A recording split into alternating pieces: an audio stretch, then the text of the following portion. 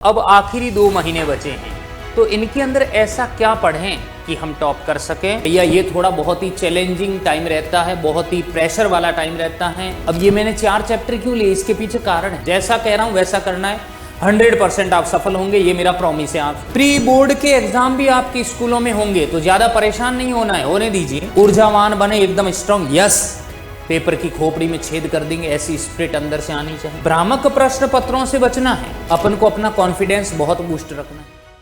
नमस्कार दोस्तों, आप सभी के मन में बहुत सारे प्रश्न चल रहे हैं। जितने भी हमारे बोर्ड विद्यार्थी हैं, चाहे नॉन बोर्ड विद्यार्थी हैं, उन सभी के मन में एक अजीब से प्रश्न जो है वो उठ रहे हैं कि सर अब आखिरी 2 महीने बचे हैं, तो इनके अंदर ऐसा क्या पढ़ें कि हम टॉप कर सकें। कैसे पढ़ें, कैसे रिवीजन करें, उसकी क्या स्ट्रेटेजी होनी चाहिए कि हम टॉप कर सकें। और ऐसे कमेंट हमारी लाइव क्लास में भी खूब आ रहे हैं, हमारी ऐप की क्लास में भी, वाईटी क्लास में भी खूब आ रहे हैं। तो दोस्तों आज मैं आपको यही जानकारी साझा करने वाला हूं कि आप कैसे पढ़ें कि टॉपर बन सकते हैं। तो सबसे पहले तो मैं यहाँ पर कहूँगा कि आप अपना सिलेबस, अगर किसी विषय का बचा है या आपका बैकलॉग बचा हुआ है, तो वो 15 दिसंबर तक फुल्ली कंप्लीट हो जाना चाहिए। मतलब अगर आपका बैकलॉग है या किसी विषय में अगर सिलेबस रहा है, जैसे मान लीजिए फिजिक्स का सिलेबस बड़ा है, केमिस्ट्री का बड़ा है, तो आप अपने सिलेबस को 15 दिसंबर तक फिनिश कर दीजिए और हो भी जाएगा एप्रोप्रिएट, आराम से इजी गोइंग हो जाएगा। उसके बाद क्या प्लानिंग हो कि आप 16 दिसंबर से लेकर 30 दिसंबर तक आप क्या करें, अध्याय नंबर 1 से 10, जितने भी 1 से लगाकर 10 चैप्टर है किसी भी विषय के अंदर, देखिए 16 से 30 तक 15 दिन है।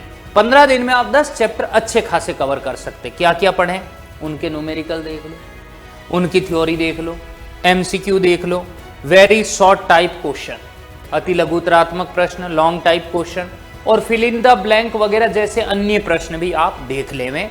कब? 16 से 30 दिसंबर तक। फिर रही बात 1 जनवरी से 10 जनवरी तक, भैया ये थोड़ा बहुत ही चैलेंजिंग टाइम रहता है, बहुत ही प्रेशर वाला टाइम रहता है, दिमाग में बहुत ही उलझने आ जाती है। इसके अंदर क्या करना है कि इसके अंदर जो पीछे बचे हुए चैप्टर है, फॉर एग्जाम्पल जैसे फिजिक्स में 11 से 14 है, वो कवर कर लो। अब ये मैंने 4 चैप्टर क्यों लिए, इसके पीछे कारण है, क्योंकि इस समय जो है आपके किसी स्कूल्स के अंदर प्रैक्टिकल का दौर भी चलेगा, तो आपको थोड़ा प्रेशराइज किया जाएगा, फाइल बनाओ, प्रोजेक्ट फाइल बनाओ। अब इतने 10 दिन के अंदर आप 4 चैप्टर इजी गोइंग कर सकते हैं फाइल बनाते हुए।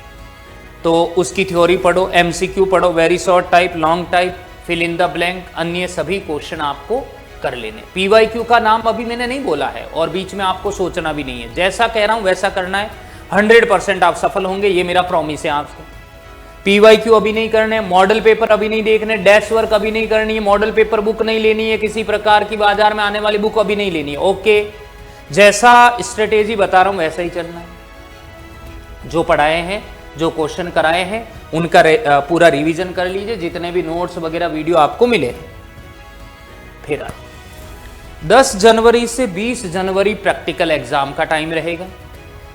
इस दौरान आप फाइल बनाइए, प्रोजेक्ट फाइल बनाइए और स्लोली रिवीजन कीजिए। अब नॉन बोर्ड वाले क्या करें, नॉन बोर्ड वाले अपना स्पीडली रिवाइज करो, अच्छे से रिवीजन करते रहो, ठीक है।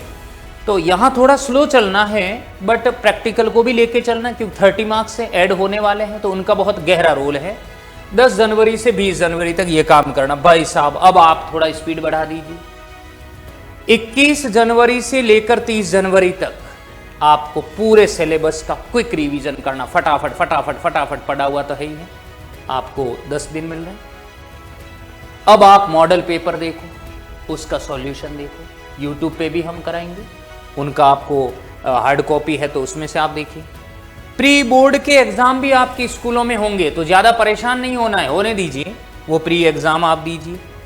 डैश वर्क अगर कोई लेना चाहता है तो डैश वर्क ले लीजिए, मॉडल पेपर बुक ले लीजिए, कोई गाइड ले सकते हैं। और अब आपको बोर्ड के PYQ मिलाने का वक्त आ गया है। इन्हीं 10 दिनों में हर एक चैप्टर के PYQ मिलाते चलिए, 8-8, 10-10, 8-8, 10-10 PYQ होंगे, तो आप इजी गोइंग कर पाओगे। आगे की कहानी में आपको क्या करना है, 1 फरवरी से 10 फरवरी तक धुआं कर देना है। कंप्लीट सिलेबस का फटाफट कोर रिवीजन आपको कर लेना, वापिस एक बार 3 बार रिवीजन करना है। और हम वाईटी पे मैराथन लेकर आएंगे, उस मैराथन को अच्छे से पढ़ना है, उनके क्वेश्चंस देखने हैं, सारी मेहनत आपको उसमें झोंक देनी है। वाईटी पे ऐसे कई प्रोग्राम आएंगे, प्रोग्राम का मतलब हम ऐसी बहुत सारी सीरीज लेकर आने वाले हैं, उन सीरीज को देखो, एमसीक्यूज की लाने वाले हैं, वेरी शॉर्ट टाइप के क्वेश्चंस लाने वाले हैं, उनको आपको पढ़ना है। फिर इसी दौरान आप न्यूमेरिकल देखो, और जो डेरिवेशन जो नहीं आते हैं, जैसे प्रत्यावर्ती धारा जनित्र का डेरिवेशन है, आइंस्टाइन इक्वेशन है, और भी बड़े बड़े अक्ष निरक्ष के डेरिवेशन हैं, उन्हें आप यहाँ इस टाइम में देख सकते हैं। फिर 11 फरवरी का दिन, क्योंकि 12 फरवरी से एग्जाम है, आपको नेगेटिव थॉट्स आएंगे दिमाग में, दूर रहना है। कोई कुछ नहीं कर सकता आपका आपके अलावा। आपने अपने पढ़ाई की है, मेहनत की है, सीना तान के चलना है एग्जाम के अंदर, बहुत ही बेहतर कर पाएंगे। ऊर्जावान बने, एकदम स्ट्रांग, यस पेपर की खोपड़ी में छेद कर देंगे, ऐसी स्पिरिट अंदर से आनी चाहिए।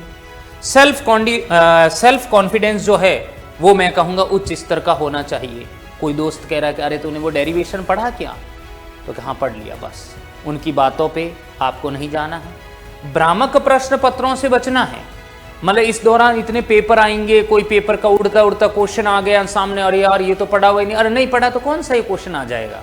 तो ऐसे प्रश्नों से बचना है, ऐसे प्रश्न पत्रों से बचना है। कोई दोस्त अगर ऐसा अजीबोगरीब क्वेश्चन कर रहा है तो उससे बचना है। अपन को अपना कॉन्फिडेंस बहुत बूस्ट रखना है। फिर आरामदायक और अनुकूलित नींद लेनी है उस दिन। तो 12 फरवरी के दिन दोस्तों, अगर आप इन सभी चरणों का अगर उपयोग करते हैं और चरणबद्ध तरीके से आपने अगर पढ़ाई की है, तो मैं वादा करता हूं आपसे कि आपके ड्रीम 100 का सपना बिल्कुल साकार होगा। और आपकी इस परीक्षा के लिए मैं आपको wish you all the best कहना चाहता हूं। Wish you all the best.